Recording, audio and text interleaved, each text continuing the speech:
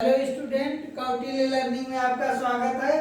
आज हम लोग वैदिक काल के तिथि निर्धारण के संबंध में चर्चा करेंगे कि वैदिक काल की तिथि यानी समय कब से कब है। इसके बारे में विभिन्न विचार दिए गए तथा विभिन्न विद्वानों द्वारा दिए गए। अलग अलग इतिहासकारों ने वैदिक काल के लिए अलग अलग समय बताया, अलग अलग तिथियों को निर्धारित किया। तो उन इतिहासकारों तथा विद्वानों के बारे में हम लोग देखते हैं कि उन्होंने अपने विचार जो दिए थे। बाल गंगाधर तिलक एक स्वतंत्रता संग्राम सेनानी थे। भारतीय राष्ट्रीय कांग्रेस के अध्यक्ष भी रहे। बाल गंगाधर तिलक एक विद्वान व्यक्ति थे, संस्कृत के प्रकांड विद्वान। तो इन्होंने वैदिक काल की जो तिथि निर्धारित की 6000 ईसा पूर्व। बाल गंगाधर तिलक ने बताया कि वैदिक काल जो है वह 6000 ईसा पूर्व इसकी तिथि है। 6000 ईसा पूर्व ही वेदों की रचनाएं हुई थी। तो इन्होंने 6000 ईसा पूर्व माना वैदिक काल को। जैकोबी एक विद्वान है। इन्होंने भी जो वैदिक काल का समय इसे 3000 ईसा पूर्व बताया। जैकोबी ने वैदिक काल को 3000 ईसा पूर्व बताया। मैक्स मूलर बहुत बड़े विद्वान और इतिहासकार मैक्स मूलर ने वैदिक काल को 1200 से लेके 1000 ईसा पूर्व के बीच माना। वैदिक काल को 1200 से 1000 ईसा पूर्व के बीच किसने माना? तो मैक्स मूलर ने। विंटरनित्ज ने वैदिक काल को 2500 से 2000 ईसा पूर्व माना। तो विंटरनित्ज ने वैदिक काल को 2500 से 2000 ईसा पूर्व के बीच माना। अब हम लोग जो सर्वमान्य तिथि है, जिसे मान्यता प्राप्त है, वह तिथि है, वह जो तिथि है वह है 1500 से 1000 ईसा पूर्व। जो सर्वमान्य तिथि है वैदिक काल की वह है 1500 ईसा पूर्व से 1000 ईसा पूर्व।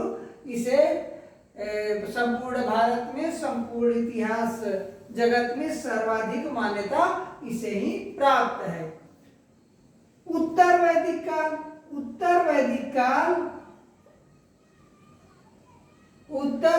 काल 1000 ईसा पूर्व से 600 ईसा पूर्व माना जाता है।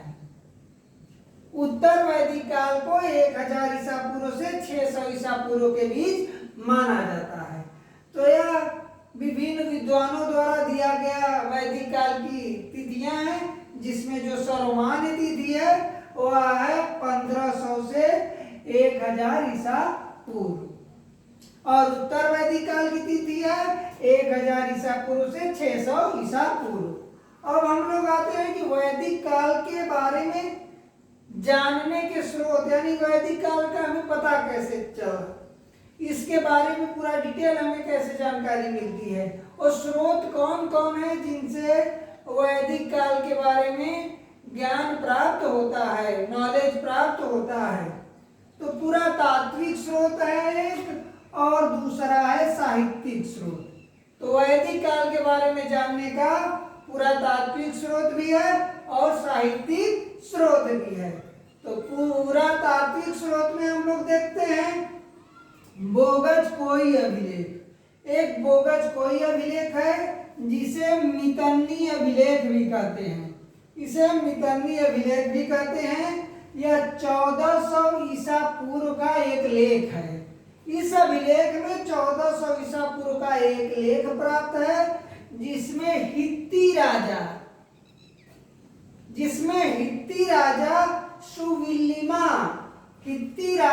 सुविलिमा और मितन्नी राजा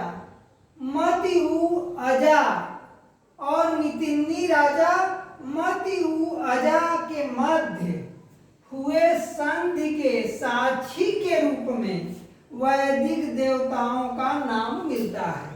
तो वैदिक देवता इंद्र, मित्र, नासत्य और वरुण का उल्लेख इस अभिलेख में मिलता है। इस अभिलेख में यह जानकारी मिलती है कि हित्ती जो राजा थे उनका नाम था सुबिल्लाम और एक मितिन्नी राजा थे जिनका नाम था मद-उ-अजा। इन दोनों लोगों के बीच युद्ध हुआ था और उस युद्ध के बीच संधि की गई। दोनों के बीच जब संधि हुई तो संधि के लिए साक्षी के रूप में कि किसे साक्षी बनाया जाए, तो साक्षी के रूप में वैदिक देवताओं इंद्र, मित्र, नासत्य और वरुण का उल्लेख पाया जाता है। यानी इन वैदिक देवताओं को साक्षी मानकर यह संधि की गई। तो इससे यह ज्ञात होता है कि 1400 ईसा पूर्व में वैदिक काल था। उस समय वेदों की रचना हुई थी, वहीं आर्यों का काल था। तो इस आधार पे हमें जानकारी प्राप्त होती है।